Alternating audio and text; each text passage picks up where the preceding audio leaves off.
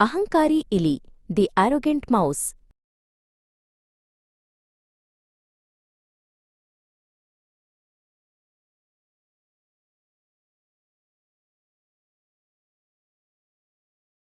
ದಟ್ಟ ಕಾಡಿನಲ್ಲಿ ಒಬ್ಬ ಪ್ರಸಿದ್ಧ ಋಷಿ ವಾಸಿಸುತ್ತಿದ್ದರು.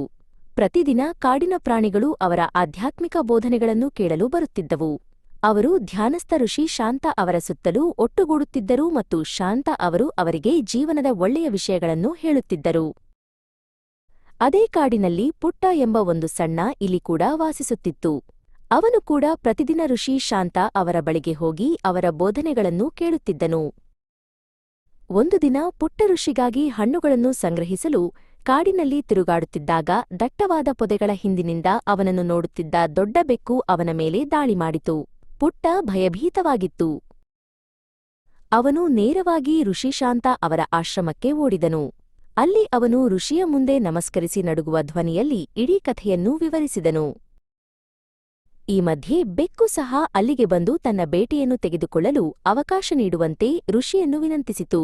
ಋಷಿ ಶಾಂತ ಒಂದು ಗೊಂದಲದಲ್ಲಿದ್ದರು. ಅವರು ಒಂದು ಕ್ಷಣ ಯೋಚಿಸಿದರು ಮತ್ತು ನಂತರ ತಮ್ಮ ದೈವಿಕ ಶಕ್ತಿಯಿಂದ ಇಲಿ ಪುಟ್ಟನನ್ನು ದೊಡ್ಡ ಬೆಕ್ಕಾಗಿ ಪರಿವರ್ತಿಸಿದರು. ಅವನ ಮುಂದೆ ಒಂದು ದೊಡ್ಡ ಬೆಕ್ಕನ್ನು ನೋಡಿದ ಇನ್ನೊಂದು ಬೆಕ್ಕು ಓಡಿಹೋಯಿತು.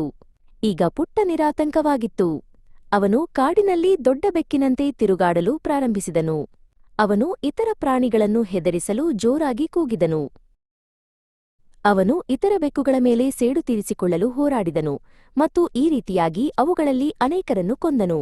ಪುಟ್ಟ ತನ್ನ ಜೀವನದ ಕೆಲವು ಕಾಳಜಿ ಇಲ್ಲದ ದಿನಗಳನ್ನು ಆನಂದಿಸಲಿಲ್ಲ. ಒಂದು ದಿನ ನರಿ ಅವನ ಮೇಲೆ ಹಾರಿತು. ಇದು ಹೊಸ ಸಮಸ್ಯೆಯಾಗಿತ್ತು. ಅವನು ತನ್ನ ಜೀವಕ್ಕಾಗಿ ಓಡಿದನು. ಅವನು ಹೇಗೋ ನರಿಯಿಂದ ತನ್ನನ್ನು ರಕ್ಷಿಸಿಕೊಂಡನು ಮತ್ತು ಸಹಾಯಕ್ಕಾಗಿ ನೇರವಾಗಿ ಋಷಿ ಶಾಂತ ಅವರ ಬಳಿಗೆ ಓಡಿದನು.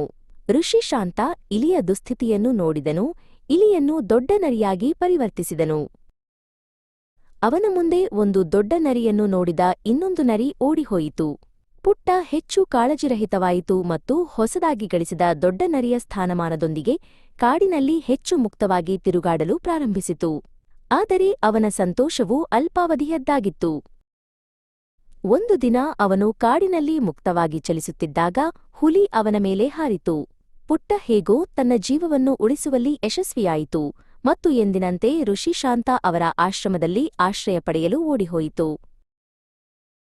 ಋಷಿ ಶಾಂತ ಮತ್ತೊಮ್ಮೆ ಇಲಿಯ ಮೇಲೆ ಕರುಣೆ ತೋರಿ ಅವನನ್ನು ಹುಲಿಯನ್ನಾಗಿ ಪರಿವರ್ತಿಸಿದರು. ಈಗ ಇಲಿ ಅದನ್ನು ಪಡೆದ ನಂತರ ಕಾಡಿನಲ್ಲಿ ನಿರ್ಭಯವಾಗಿ ತಿರುಗಾಡುತ್ತಿದ್ದ ಹುಲಿಯ ಸ್ಥಿತಿ. ಅವನು ಅನಗತ್ಯವಾಗಿ ಕಾಡಿನಲ್ಲಿ ಅನೇಕ ಪ್ರಾಣಿಗಳನ್ನು ಕೊಂದನು. ಹುಲಿಯಾಗಿ ರೂಪಾಂತರಗೊಂಡ ನಂತರ ಇಲಿ ಕಾಡಿನ ಪ್ರಾಣಿಗಳಿಗೆ ಸರ್ವಶಕ್ತವಾಯಿತು. ಅವನು ರಾಜನಂತೆ ವರ್ತಿಸಿದನು ಮತ್ತು ತನ್ನ ಪ್ರಜೆಗಳಿಗೆ ಆಜ್ಞಾಪಿಸಿದನು. ಆದರೆ ಒಂದು ವಿಷಯ ಯಾವಾಗಲೂ ಅವನ ಮನಸ್ಸನ್ನು ಕಾಡುತ್ತಿತ್ತು ಮತ್ತು ಅವನನ್ನು ಚಿಂತಿತನನ್ನಾಗಿಸಿತು, ಮತ್ತು ಅದು ಋಷಿ ಶಾಂತ ಅವರ ದೈವಿಕ ಶಕ್ತಿಗಳು.